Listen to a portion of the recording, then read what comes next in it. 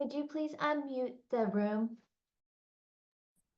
Oh, my apologies. Oh, let me do that again. We have a capture online. All right, so good morning, everybody. So before we begin, we're going to do a brief introduction of the PFML team. And then again, we're going to do a little bit of an overview of how the public hearing is going to run.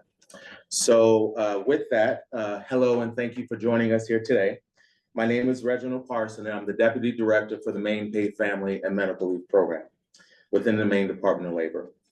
I'll be facilitating the public hearing today, and with me are my colleagues Luke Monahan, who's the director of the program, Sarah Brighton, who's the program manager, and Sophia Cleed, who is the management analyst. Today, we're here to gather your comments on the department's proposed Chapter 1 rules governing paid family and medical leave. This process for rulemaking, including today's public hearing, is governed by the Maine Administrative Procedures Act. Today, this proceeding is also being recorded. We are committed to maintaining a fair and transparent process as part of the rulemaking, and we want to gather and fully consider comments from you before finalizing this rule. Written comments can also be submitted online through the department's website at www.maine.gov/labor/proposed rulemaking, and the link is also right behind me as well. The public comment period ends on this proposed rule on July 8th, 2024. Should the public comments result in a material revision to the proposed rule, the department may choose to hold a second comment period for the specific sections changed. Rules are expected to be formalized within 120 days from the end of this public comment period, or the second public comment period if held. We will publish the comments received and our response to them on the Department of Labor's website within 3 days of the rules being certified by the Secretary of State. The process today is for us to hear and capture your comments. It is not meant to be a forum to answer questions or to come to consensus on the rule as proposed. However, I may ask clarifying questions to ensure we capture your comments accurately. Participants who wish to comment will be allowed up to 3 minutes to speak.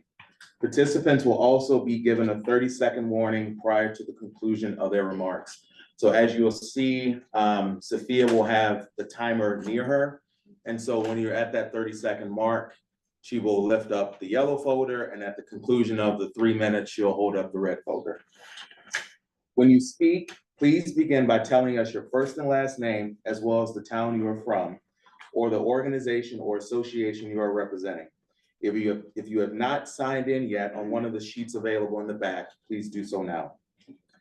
And finally, speakers must refrain from engaging in disruptive conduct, including but not limited to using vulgar and/or obscene language, threatening others or using words, or by others' actions using pejorative or discriminatory language, or making defamatory comments and offering comment on matters unrelated to the purpose of this hearing. So at this time, are there any questions before we open it up to public comment? Okay, and also to make sure that the owl is pointed on the individual who's commenting, I'm just going to take a few seconds to change the camera. So please stand by.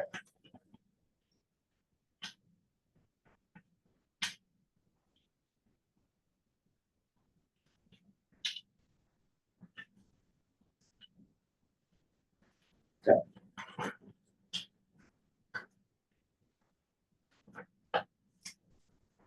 All right, so now at this time, since we don't have a for, against, or now the for nor against category, so anybody who wishes to offer public comment now may do so by going up to the podium. I'll be first. Somebody's going to. Do I hand in the written copy? Sure, you can after us. Yeah. Okay, good morning. My name is Krista West. I'm the Deputy Director of Maine Forest Products Council. Pace for me, please. And I know that you spent your time, my apologies, but for time, I will need just a pace that I can follow. Okay. Then I'm definitely going to need more than 3 minutes. If that is the case, we'll open up a little flexibility for that. Okay. Yeah. Yeah. Thank you. Yeah. I'm the Deputy Director of the Maine Forest Products Council. I'm here today to highlight our concerns regarding the rules as drafted. As background as to who we are, since 1961, the Maine Forest Products Council has been the voice of Maine's forest economy. Our members are landowners, truckers, loggers, paper mills, tree farmers, foresters, lumber manufacturers, and more. We welcome this opportunity to comment on the draft proposal before you today, as it would have an ongoing and significant impact to our membership and the workforce that supports Maine's $8 billion forest economy. Included in our written comment, you'll find a breakdown by page of some of our more specific concerns upon our initial review of the draft rules. As you will see, we found a number of areas where we feel that the rules lack the clarity that is needed prior to implementation.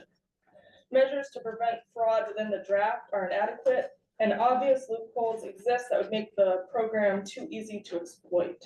A few of our more serious concerns are as follows. The rules don't seem to include the requirement for a medical professional to sign off on the need for medical leave, as is required by other programs. Without the backstop of a medical professional, the program is ripe for abuse. The timeline for employers to opt out of the program is unreasonable and out of step with how other states have handled private plans. Businesses who intend to opt out should be allowed to apply for an exemption the same day that payroll taxes begin. The rules are written in a way that lock employers into specific private plans without allowing for the flexibility to change plans once an exemption has been granted. There are many legitimate reasons why an employer may seek to change plans. It's unclear why the rules are so rigid when flexibility here may benefit both employers and employees. While the rules include mandatory penalties for non-compliance for employers, employees may not be required to repay the fund if they're found guilty of fraud. Penalties should be consistent to prevent fraud and to protect fund solvency. The rules should require a waiting period in between qualifying events. Otherwise, employees can utilize this program through intermittent or reduced schedule leave on an ongoing basis. Regarding undue hardship, the rules are out of step with the statute. The statute says use of such leave must be scheduled to prevent undue hardship on the employer as reasonably determined by the employer. The draft rules gives the authority to make this determination to the department. Additionally, the department should not have the authority to unilaterally dictate work schedules and arrangements with decisions not being subject to review. Affinity relationships are too loosely defined and lack accountability. For example, there's no requirement for the individual being claimed as an affinity relationship to be notified or provide consent. There's also no inclusion of a medical provider for this. Additionally, as drafted, the rules would allow multiple individuals to claim individuals as their affinity person, again, making the program vulnerable for abuse. Finally, it will be critical for the rules to be drafted in a way to encourage employees and employers to work together to find alternative schedules that work for all parties involved, especially considering that employees will be allowed to utilize this program for the care of individuals outside of their immediate family units. The council remains concerned about the impacts these rules will have on our members' ability to operate.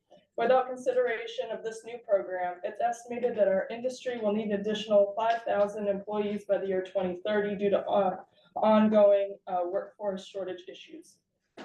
Our industry isn't alone. Just last week, Governor Mills said our economic growth is continuing to be outpaced by the number of people who are available to work in Maine. We agree, which is why it's critical for the department to take the time that's necessary to address these concerns before the program's live. Thank you for your consideration. We strongly encourage the department to provide additional opportunities for public comment if substantial changes are made to the draft rules. Thank you. Okay. I made 20 copies because I'm used to the legislature, yeah. but that seems like overkill here. I'll work there. I'm used to that too. Yeah, I'll take them. Thank you. Thank you so much. Thank you.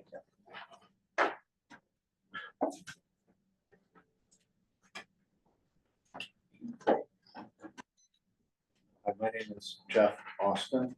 I'm with the Maine Hospital Association. We represent Maine's 36 hospitals, each of which will be subject to the law and are directly impacted by the rule. Our members employ approximately 30,000 workers in the state of Maine. We will have written comments for you. I'll touch on a few of them today. Our first and primary concern is delaying the ability of private employers to have their private plans approved until May of 2026. The tax associated with this program is approximately $3 million a month for our members. So the delay will create a $50 million liability for hospitals, most of which will not participate in the state program. Many of our members have a good track record of operating workers' comp and unemployment insurance programs privately, and we believe they will be approved when they submit. In the alternative, if you don't accept applications when this rule was adopted, we believe they should be allowed to file letters of intent notifying you of their intent to run a private plan. And upon submission of such a letter, should not be subject to the tax. A few other comments. One, I think, is an oversight. Employers are not notified under the rule of the decision by an administrator on an application that has been submitted by a worker. So I believe the employers get notice that an application has been filed. They're not actually notified of the decision by the administrator. That should be fixed.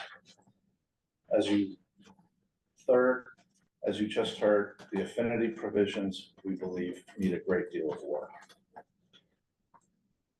Fourth, we believe there is something missing in the rule. The statute says people can take leave if there's significant medical condition renders them unable to work. I don't see anywhere in the rule where the unable to work standard in the statute has been operationalized. It should be. Finally, and maybe we're misreading it, but the penalty provision seems to be a flat amount regardless of how much the employer has remitted. So a simple mistake where they paid 90% of the amount owed gets the same penalty as if they completely blew it off and didn't pay anything. Maybe misreading that, but the penalty provision also would need some work, and we would appreciate that. Again, we will submit written comments. Thank you. Thank you.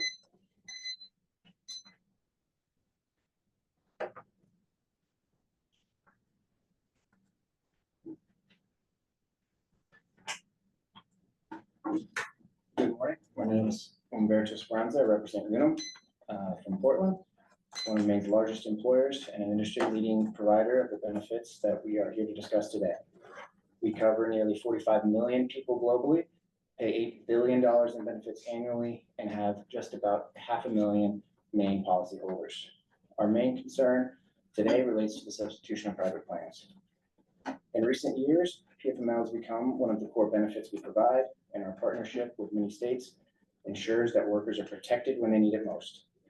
After assisting several states in the implementation of these programs, our company is of course excited to do so in our home state. We're excited to lend our expertise and our experience to launching this program, but also to continuing to support our 3,000 employees in the state. Unum is actively engaged with Maine policymakers throughout the process. We applaud the administration, the dedicated staff at the department, Senator Daughtry and Representative Cloutier for all of their work and leadership. Ultimately, the statute recognized the vital role of private plans. There's one common theme among the most successful programs in America, a commitment to forging a strong public-private partnership between the state and the existing private insurance market. To accomplish this in our state, we request respectfully that the proposed rules related to private plans be amended. Section 13 of the rule would make Maine an outlier nationally by requiring that every Maine employer contribute to the state fund on January 1st, 2025, regardless of their intent to seek private coverage for their employees. This is costly for the employers that already provide generous benefits today, but would also require extensive payroll contributions to a program that the employees may never benefit from if their employer seeks a private equivalent plan. That's why we urge the department to consider following the successful example of several states, Massachusetts, Connecticut, and Oregon, to name a few, by allowing employers to declare their intent to seek private equivalent plan coverage prior to or on January 1st, 2025. Private plans are key to reducing the financial and administrative burden on the state program, give employers flexibility to maintain long-lasting relationships with trusted carriers, and encourage even more generous benefit offerings for Maine workers. Most importantly, these plans ensure that the state is not carrying the entire burden for benefits that are already being provided by countless Maine companies. Would also like to briefly comment on the undue hardship provision. In the interest of time, we'll leave the substance to the written comment that we submit prior to the July 8th deadline. We understand the magnitude of this undertaking for the state and for the dedicated staff. We truly view this as an endeavor, as a partnership. We're here today to provide solutions and facilitate compromise. We're committed to being a key resource for the state and being a part of the sustainable long-term success of this historic law. Thank you. Thank you.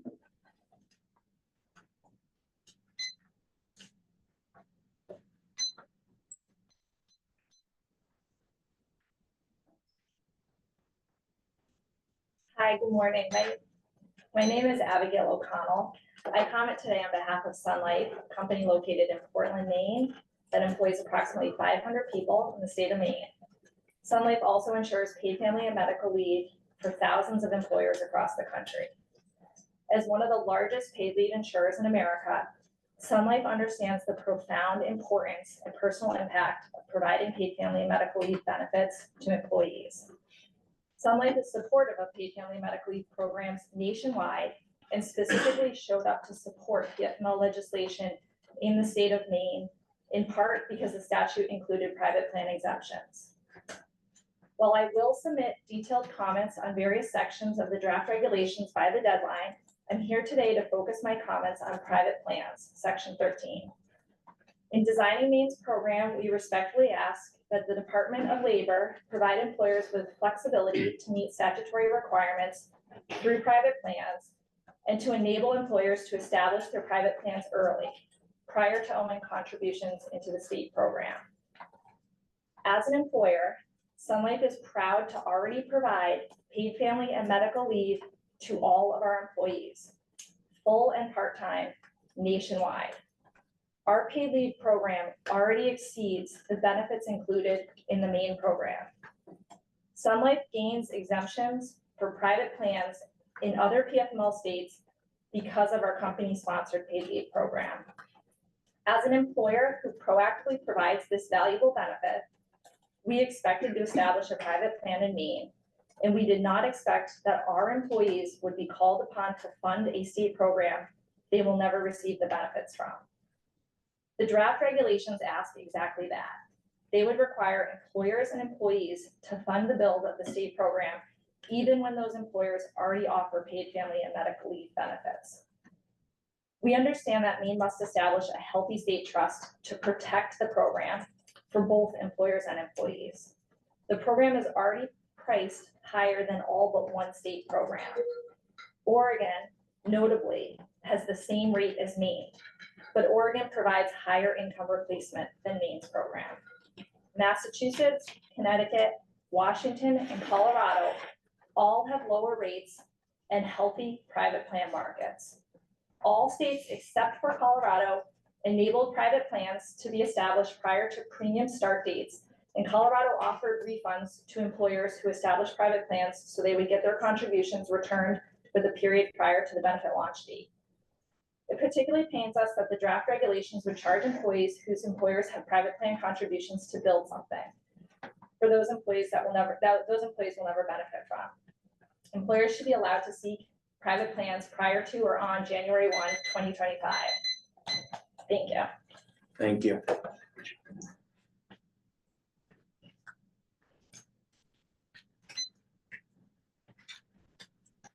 Good morning. I'm Katie Fulham Harris with Maine Health, and thank you for the opportunity to testify today. We are testifying in strong opposition to the financing mechanism included in the proposed rule. Maine Health is the state's largest private employer with more than 23,000 employees who are dedicated to meeting our vision of working together so our communities are the healthiest in America. In April of this year, Becker's named us one of the top places to work for healthcare in the US, and that was preceded by recognition by Forbes, in which Maine Health was named one of America's best employers by state and a best employer for women.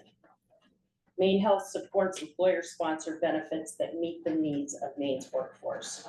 In addition to our other robust employee benefits, and as part of our commitment to our care team members, we established a paid parental leave program in 2020, and we provide family leave through our family medical leave program, which is unpaid. Since its inception in 2020, 3,015 people have used our paid parental leave benefit, which provides 4 weeks of paid leave due to the birth or adoption of a child. We are proud of this program, and it is our hope and expectation that we can tweak it as necessary to meet the state's requirements to qualify as a private plan, rather than disrupting the administration of a benefit that is working well for our care team members. We are testifying related to one specific provision in the proposed rule: timing of approval of private plans as it relates to imposition of a tax on employers and employees. The proposed rule ignores the investments already made by employers that currently provide paid leave benefits for employees. It further imposes a 1% payroll tax that all employers with 15 or more employees pay into the program for at least 15 months to capitalize the fund, regardless of whether they plan to offer a qualified private plan as an alternative to the state plan. It further requires that employees pay the tax for 15 months before a benefit will be available for their use. The total impact for employees in Maine Health is well over $1 million a month. That's $18 million before the program is even implemented. During this time of great economic challenge, and particularly for healthcare systems that are feeling the impact of COVID, we're deeply concerned about the burden that this program would place on our care team members, as well as the impact on the system's finances. We urge the state to allow employers to opt out at the start of the funding period, no later than January 1st of 2025, if they can demonstrate that they will be offering their employees a substantially equivalent benefit. This is similar to the paid family leave programs that you've heard about from other states. Every tax and fee that we pay only adds to the cost of healthcare in Maine. We urge the state to identify a different method of building up the solvency of this program. Thank you very much, and we will be submitting written comments. Thank you.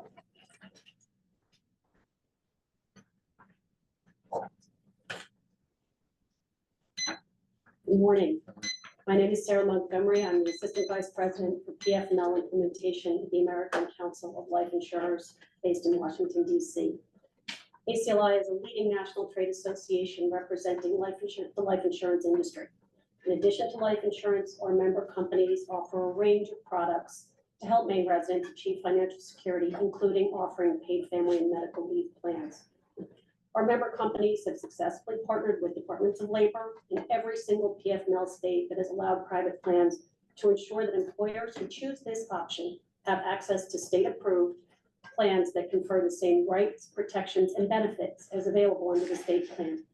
We look forward to continuing to engage with the Department of Labor as you implement Maine's PF&L program. On behalf of our members, I appreciate this opportunity to provide feedback at this hearing on our main area of concern. Like you've heard from many others, our main area of concern is that the private plan employers are required to pay into the fund until 2026. Despite clear statutory language that approved private plans do not have to remit premiums to the fund, the draft regulations make it impossible to obtain plan approval prior to 2026, since the department won't accept applications before then. In recent PF&L states, Oregon, Maine, Massachusetts, and Connecticut, the Departments of Family and Medical Leave accepted applications for private plan approval at the same time that contributions to the states became due. Some employers were completely exempt from paying premiums, and some paid partial premiums to the state, depending on when their application was filed and approved. Each of these states recognized that private plans should not have to pay a full year of premium into the state fund because the state would not be responsible for paying private plan claims. It is important to note that in each of these states, not one of them had issues with solvency of the trust fund by the time the state began to pay benefits. The net effect of the draft regulations is that private plan employers will be paying premiums into the state fund and will also have to pay premiums to their insurance carrier or administrator to pay their own employees' claims. The department already has statutory authority to recoup the cost of administration of private plans. By requiring private plan employers to pay an additional year of contributions into the state fund, in addition to a to-be-determined annual assessment to the department for administrative expenses, the department is creating a significant barrier to the development of a private plan market. The payment of a year of contributions and the assessment fee will be too much for many employers, especially smaller ones. The Maine PFML statute was drafted based on the fully transparent and exhaustive work of the Maine Commission to develop a paid family medical leave program. The commission, co-chaired by Senators Daughtry and Representative Cloutier, was supported by 10 stakeholders who represented a broad range of employer and employee groups. They reviewed other states' PFML models and made specific choices about the structure of the Maine program. The commission chose to allow private plans so Maine employers would have options to consider when determining how best to provide benefits to their employees. We respectfully request that the department honor the commission's intent and remove the proposed regulatory barrier to adoption of private plans by allowing applications for approval of private plans to begin in October of 2024. On behalf of ASO, member companies, I appreciate this opportunity to provide comment, and we'll add additional comments by letter as by way of follow-up. Thank you. Thank you.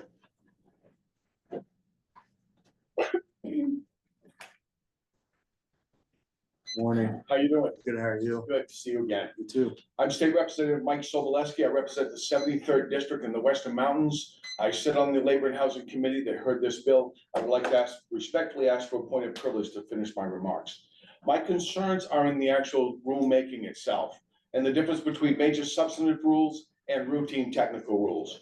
In the legislation itself, under Section 850Q, it authorizes routine technical authority to the DOL.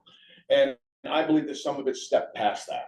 Routine technical authority are those that establish standards of practice or procedure for agency business dealing, for example, rules that set fees, rules that set language and applications, review of decisions made by the commissioner, things of that nature. Major substantive rules are rules that are handled by legislation. And they are rules that, in the judgment of the legislature, either one, require the exercise of significant agency discretion or interpretation in the drafting of, or are reasonably expected to result in a significant increase in the cost of doing business, significant reduction in property values, significant reduction in government benefits. I'm sorry, Representative. I just wanted the interpreters, or you might want to slow down a little bit because the interpreters need to interpret.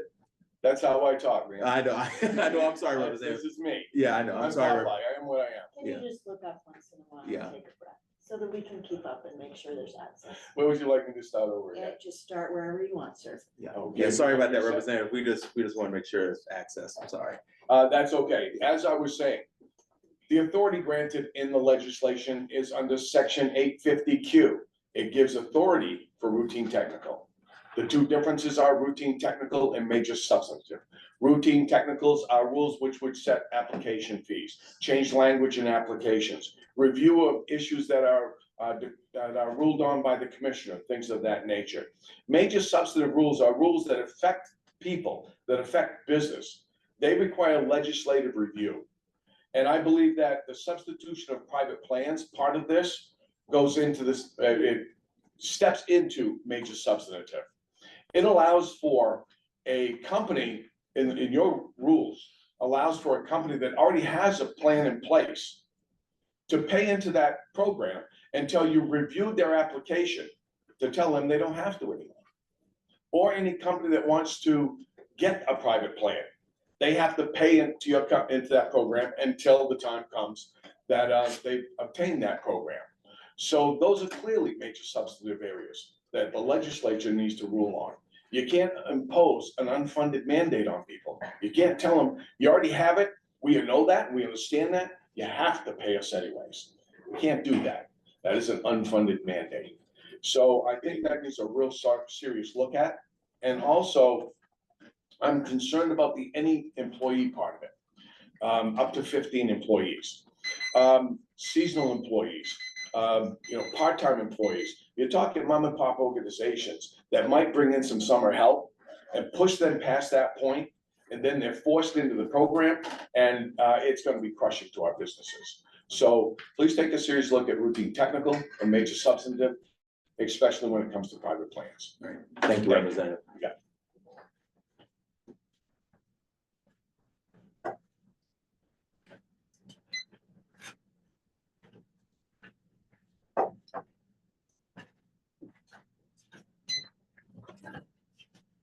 Good morning. My name is Lisa Harlan McPherson, and I'm here today on behalf of Northern Light Health, speaking specifically in opposition to the proposed tax for employers who will have successfully completed the private plan component of the proposed rule. Northern Light Health is one of Maine's largest employers, and we currently provide a generous paid time off, short-term disability, and parental leave benefit to our employees. And we plan to continue to offering this benefit. And in the end, our benefit will be richer than the proposed benefit before us today. We believe that the rule violates legislative intent. We participated in the discussion and partnered with the Maine Hospital Association for years. And the intent was clear. Employers with a private plan would not be required to pay a tax that is in excess of their costs to offer a plan for which ours will be a richer benefit. The proposed rule requires us to begin paying a tax in January of this year through the earliest opportunity of April 2026. This is a $16 million tax penalty to Northern Light Health. At the same time, we continue to offer a very rich benefit package to our existing employees. We are honored every day to care for the people of Maine, and we continue to struggle to recover from the impact of COVID. We simply cannot pay a $16 million tax and maintain the richness of the benefits that we offer today. We ask that you suspend the tax for private plans until such time that plan is denied by the department, and then it is appropriate for those employers to begin paying into the system. Thank you. Thank you. And I'm happy to take, if you have any written comments. I'll Oh, submit okay. that online. Okay. All right, thank you. Thank you.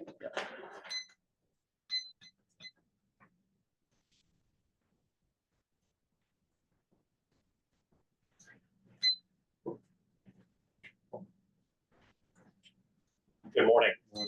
My name is Patrick Woodcock. I'm the president and CEO of the Maine State Chamber of Commerce. I'm a resident of Portland, Maine. First, want to thank all the employees of the Department of Labor for the effort in implementing this rule. It is under an aggressive timeline. It is exacting a lot from this department. We appreciate your efforts. I also want to signify that we do think that there needs to be improved public process with this. There's no ability right now for the 5,000 members of the Maine Chamber of Commerce who are working today to participate in this meeting remotely. Secondly, our understanding is there's a restriction from participating through email comments on this rule. We think those both can be addressed within this rulemaking timeframe, and that Maine businesses can bring their voice to this important rulemaking. I do want to raise and reinforce a couple comments that were previously made. First, it's been mentioned many times about the interaction with private plans. We think that Maine, given the timeline, the expedited effort for implementation, Maine should not try to reinvent the wheel. There are best practices that have been established by other states that allow private plans to be accommodated and avoid the contributions to the trust.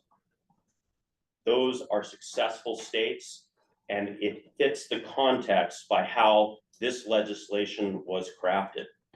This is the worst case scenario, where now businesses who did not think that they would be contributing to this tax are scrambling to assess the implications of a contribution on their employees and employers alike. These are the businesses that have been doing the right thing to provide this benefit and should be held harmless with the development of this program. I do want to go into two areas that have had less attention. The first is regarding undue hardship. This is a specific provision that is unique to the state of Maine law.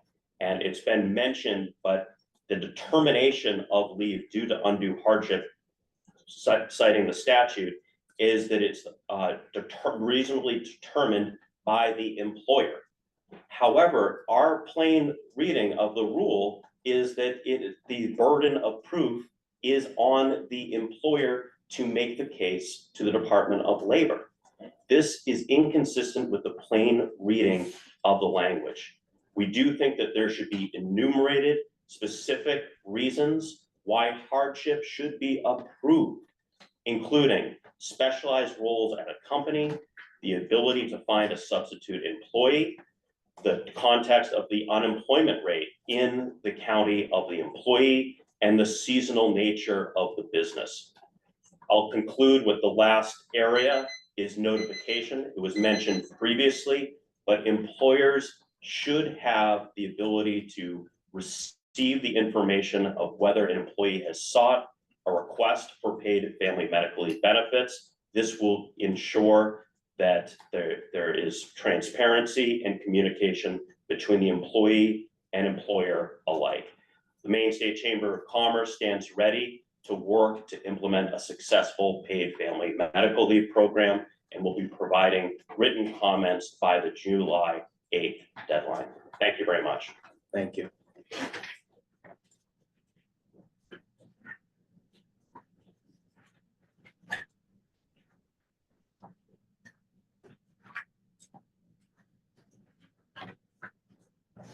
Good morning. Good morning. My name is Lori Lefferts. I am the Human Resources Director for Skills Incorporated in St. Albans, Maine. Skills is a nonprofit organization in central Maine serving people with intellectual and developmental disabilities for more than 60 years. Skills provides more than 110 people with 24/7 residential support and community in-home and employment support under sections 21, 29, and 97F. Skills currently employs 137 people to support our mission. While we believe the hardworking citizens of Maine deserve time off for family, medical, military, or safe leave, we know the burden this will place on our organization and others like us. Skills currently has 18 full-time and 9 part-time open positions. This is not an unusual occurrence. In fact, we have had openings upwards of 30 in the previous 12 months, which equates to 20% of our needed direct support staff. Trying to fill these vacancies is difficult, and we're often forced to mandate overtime to fill vacancies. This overtime is not reimbursable, and we're not able to absorb these costs without going into deficit for the program. Adding in the need to cover employee absences at times has put us into crisis mode staffing. As a Maine care provider, Skills will once again be left behind the 8 ball in seeking to find funds to pay for this mandate due to the time lapse between the implementation of the paid family and medical leave program and the potentially several years before the Department of Health and Human Services includes this cost in the rate reimbursement factors for Maine care providers. The language on page 13 indicates that employers with 15 or more covered employees shall remit 100% of the premium, but may deduct up to 50% of the premium from the employee's gross wages. Unless the Maine care rates are established to include not only the 50%, but the full 100% as part of their calculation factors, we fear even more employees will leave our field to find work in for-profit fields which can remit the full 1% without having to deduct from the employee's pay.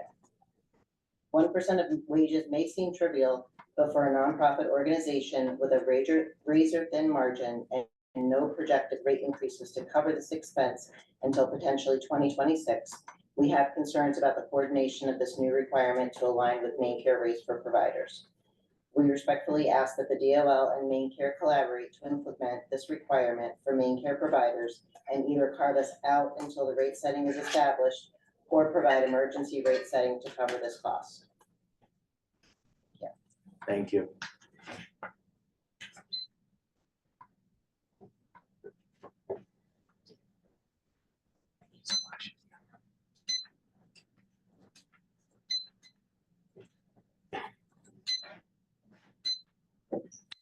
Morning.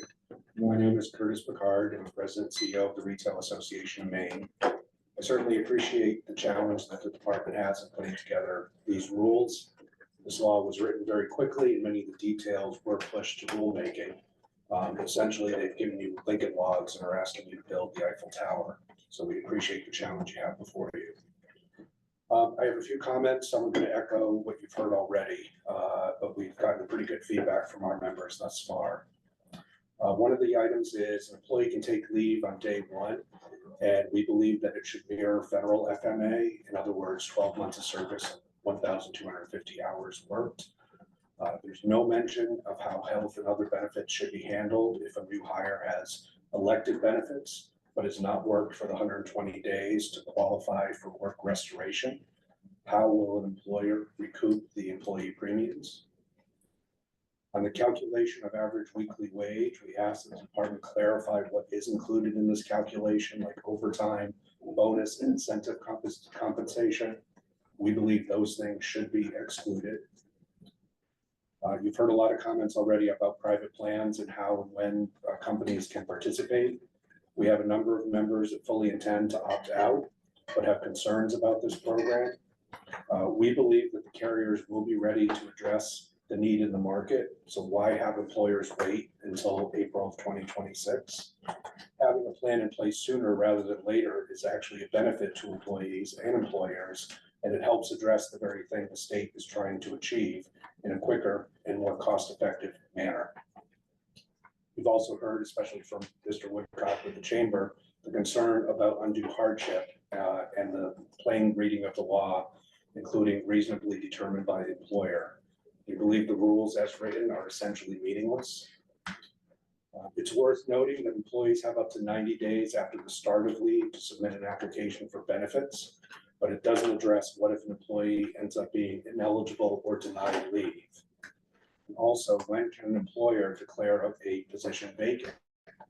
If you have 30 days of no contact with an employee, the employer should be able to be released from holding the position open. And my last comment is on fraud. As the rules are written, employee fraud would make the employee ineligible to participate for 1 year. It also says the department may demand repayment, and we're not sure why that is discretionary. And then when you compare that with the penalties on the employer for late contributions, there's a penalty of 1% plus any benefit wages. So we think the two are inconsistent. Thank you for your time. And we will be submitting written comments by the July 8th deadline. Thank you.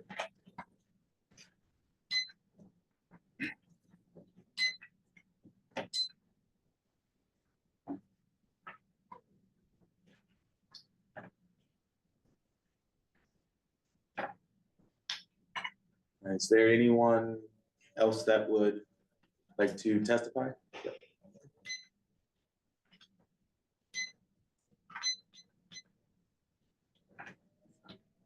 Hi, my name is Paula Good. I'm with Comfort Keepers, and we provide non-medical in-home care in the Mid-Coast area to over 90 seniors and veterans. And the enactment of the Maine Family Medical Leave Rule marks a significant step towards supporting employees during critical life events. However, it's imperative to carefully assess the potential impacts of this law, especially in relation to its effect on small businesses and healthcare services, particularly and in-home care for elderly clients. One major concern revolves around the provision allowing for up to 12 weeks of paid leave per year, particularly concerning in healthcare settings like in-home care. The prolonged absence of qualified caregivers due to paid leave could disrupt continuity of care, potentially compromising the well-being and safety of vulnerable clients. Given the tight workforce of qualified caregivers in Maine, the shortage of available staff to cover shifts during extended leave periods could exacerbate these challenges. The lack of suitable replacements may make it exceedingly difficult to maintain consistent care for clients. And they really depend on specialized assistance from their caregivers. Moreover, while the law aims to provide essential support for employees facing family or medical emergencies, it is crucial to balance this with ensuring the uninterrupted delivery of crucial services, especially in sectors like healthcare. The existing shortage of qualified caregivers in Maine further emphasizes the urgency of addressing these concerns to prevent adverse impacts on service, quality, and patient outcomes. We are more than willing to talk more about the details. There's several more implications with this, but this is just a quick synopsis for you. But it is a major concern now, let alone when something like this is enacted. So in summary, while the intentions behind the Maine Paid Family Leave and Medical Leave Act are commendable, we completely recognize that. There are valid concerns about its impact on small businesses and healthcare services, particularly in in-home care settings. The tight workforce of qualified caregivers in Maine presents a significant challenge in maintaining continuity of care during extended leave periods. It is imperative to address these issues collaboratively to refine the law and mitigate unintended consequences on businesses and vulnerable populations who rely on essential care services. Ongoing dialogue and strategic planning will be essential in crafting a policy that effectively supports employees while safeguarding critical services and the well-being of those in need of care. Thank you. Thank you.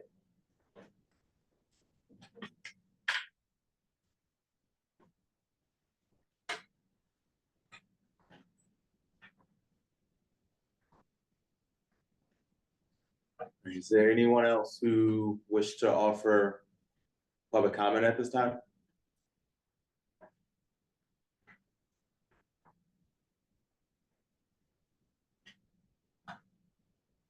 We'll leave it open as long as possible and make sure that everybody has a chance to comment if they wish to. Okay.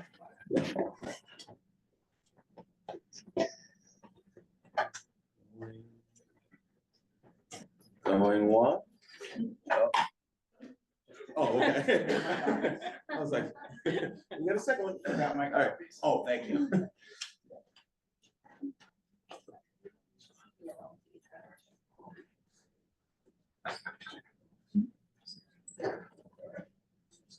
So again, we're opening it up as long as possible for anyone to offer public comment, but if not, then I thank you all for attending today. So, and also too, if you all like to offer written comment, that again, that option is still open until July 8th. So thank you all for coming. Thank you.